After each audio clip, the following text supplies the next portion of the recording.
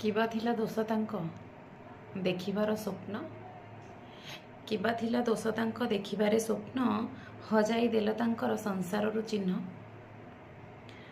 କି ପାପ ବା ଥିଲେ କରି ନେଲ ପରିଶୋଧ, କିବା ତୁମ ସଂସାରରେ ଆଣିଲେ ବିଷାଦ। କି ପାପ ବା ଥିଲେ କରି ନେଲ ପରିଶୋଧ, କିବା ତୁମ ସଂସାରରେ ଆଣିଲେ ବିଷାଦ।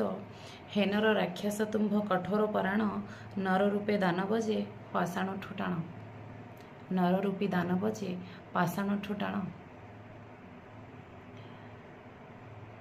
ବନ୍ଧୁଗଣ, ଏଇ ଛୋଟ କବିତାଟି ମୋର ସେଇ ଭାଇ ଭଉଣୀମାନଙ୍କ ପାଇଁ, ସେଇ ଛୁଆମାନଙ୍କ ପାଇଁ ଯେଉଁମାନଙ୍କର କାଶ୍ମୀରରେ ଟେରରିଷ୍ଟ ଆଟାକରେ ପ୍ରାଣ ଚାଲିଯାଇଛି, ସେମାନଙ୍କ ପାଇଁ ଅଶ୍ରୁଳ ଶ୍ରଦ୍ଧାଞ୍ଜଳି। ଭଗବାନଙ୍କ ପାଖରେ ଏତିକି ମିନତି, ସେମାନଙ୍କ ଆତ୍ମାକୁ ସଦ୍ଗତି ପ୍ରଦାନ କରନ୍ତୁ ଏବଂ ଯେଉଁମାନେ ଏଭଳି ନିଷ୍ଠୁର କାଣ୍ଡ ଘଟାଇଛନ୍ତି ସେମାନଙ୍କୁ ତିଳ ତିଳ କରି ଜଳିବା ପାଇଁ ଶାସ୍ତି ପ୍ରଦାନ କରନ୍ତୁ। ଯେମିତି ଏମାନଙ୍କର ତ ଗୋଟିଏ ଗୋଟିଏ ଗୁଳିରେ ପ୍ରାଣ ପଳେଇଛି, କିନ୍ତୁ ଭଗବାନ ସେମିତି କରନ୍ତୁ ଯେମିତି ପ୍ରତିଟି ମୁହୂର୍ତ୍ତରେ, ପ୍ରତିଟି କ୍ଷଣରେ ସେମାନେ ଜୀବନ୍ତ ଦଗ୍ଧ ହେବେ। ଭଗବାନଙ୍କ ପାଖରେ କୋଟି କୋଟି ବିଶ୍ୱବାସୀଙ୍କର ଏହି ମାଗୁଣି ରହିବ।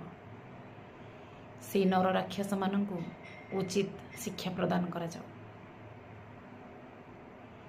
ନ୍ୟାୟ ବୋଲି କ'ଣ ସଂସାରରେ କିଛି ନାହିଁ? କ'ଣ ସବୁ ହେଇଯାଉଛି? କେମିତି ଲୋକ ଏଇଭଳି ନର ରୂପୀ ଦାନବ ବନିଯାଉଛନ୍ତି? ଭାବିଲେ ତ ବଡ଼ ଆଶ୍ଚର୍ଯ୍ୟ ଲାଗୁଛି, ଭାରି କଷ୍ଟ ବି ଲାଗୁଛି। କ'ଣ ଦୁନିଆରେ ଧର୍ମ ହିଁ ସବୁ କିଛି? ଧର୍ମ ଛଡ଼ା କିଛି ନାହିଁ? ଭାଇଚାରା କ'ଣ ଭୁଲ? ଥରେ ଭାବିଲେ ଦେଖି, କେତେ ଭଲ ହୁଅନ୍ତା ଯଦି ସମସ୍ତେ ଶାନ୍ତିର କାମନା କରନ୍ତେ। ଏଭଳି ଦୁଃଖଦ ପରିସ୍ଥିତି ଭଗବାନ କାହାକୁ ନ ଦିଅନ୍ତୁ।